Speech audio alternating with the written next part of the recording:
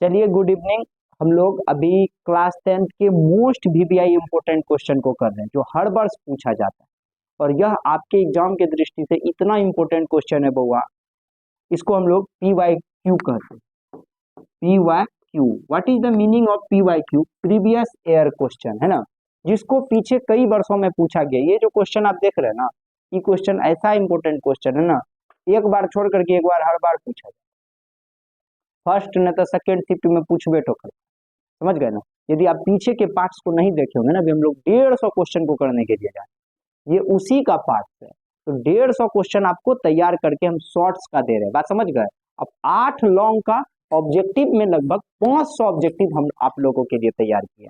सारा चैनल पे अपलोड हो रहा है, साइंस का भी वीडियो अपलोड हो रहा है, इसलिए आप लोग एकदम मन से यहाँ पे तैयारी कीजिए और टॉपर बनाने की गारंटी, समझ गए ना।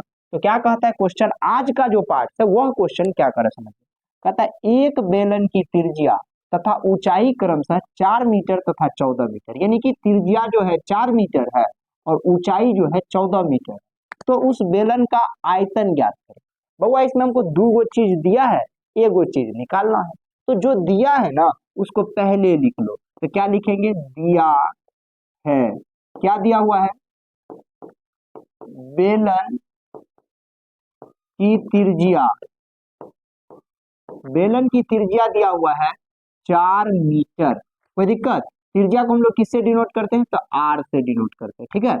और ऊंचाई, और बेलन का ऊंचाई है ना, ऊंचाई जो है बउआ वो कितना है, 14 मीटर, जिसको हम लोग किससे डिनोट करते हैं, एच से डिनोट करते हैं। कोई दिक्कत हुआ? ये चीज हम लोगों को दिया हुआ था। यदि अच्छा से और बड़ा बड़ा आप देखना चाहते हैं तो ऊंचाई को एच से डिनोट करते हैं और त्रिज्या को किससे डिनोट करते हैं, आर से। तो क्या निकालने कहा है हम लोग को, यदि इतना और इतना है तो बेलन का आयतन ज्ञात करें। तो क्या लिखेंगे, बेलन का आयतन बराबर, पता है बुआ बेलन का आयतन क्या होता है, पाई आर स्क्वायर एच। क्या होता है बेलन का आयतन, क्या होता है, बेलन का 3 फॉर्मूला होता है। एक वक्र पृष्ठीय क्षेत्रफल जिसको कर्व सरफेस एरिया कहते हैं, 2 पाई आर एच, और टी ऐसे होता है जिसको टोटल सरफेस एरिया कहते हैं, 2 pi R into R plus H. और इसका जो वॉल्यूम होता है जिसको आयतन कहते हो ना आप, वॉल्यूम जो होता है वो होता है पाई आर स्क्वायर एच। ये 3 फॉर्मूला आपको अच्छा से याद रखना है बेलन को बनाने के लिए, है ना।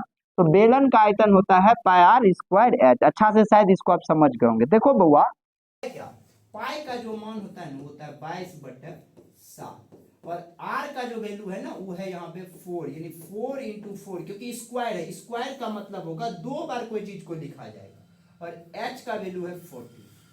कोई दिक्कत हुआ यहाँ तक समझने में? देखो बुआ, आर 2 बार था तो आर को 4 लिख दिया, कोनो दिक्कत हुआ?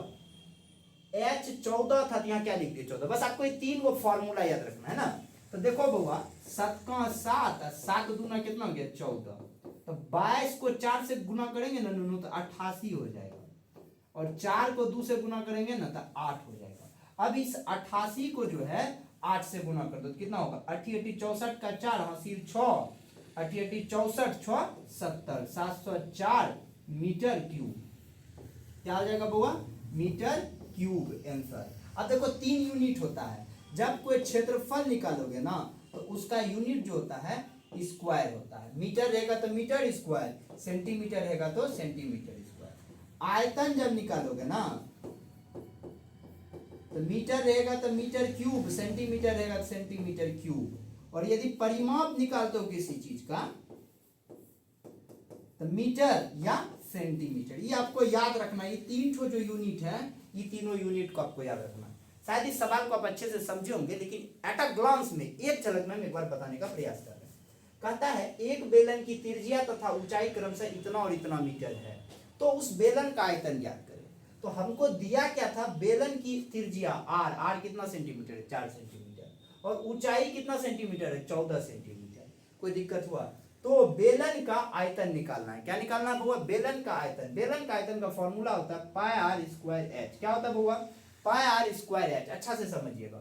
और बेलन का जो वक्र पृष्ठीय होता है ना वो होता है 2 पाई आर एच, और बेलन का जो संपूर्ण पृष्ठीय क्षेत्रफल होता है वो 2 pi r into R plus H होता है।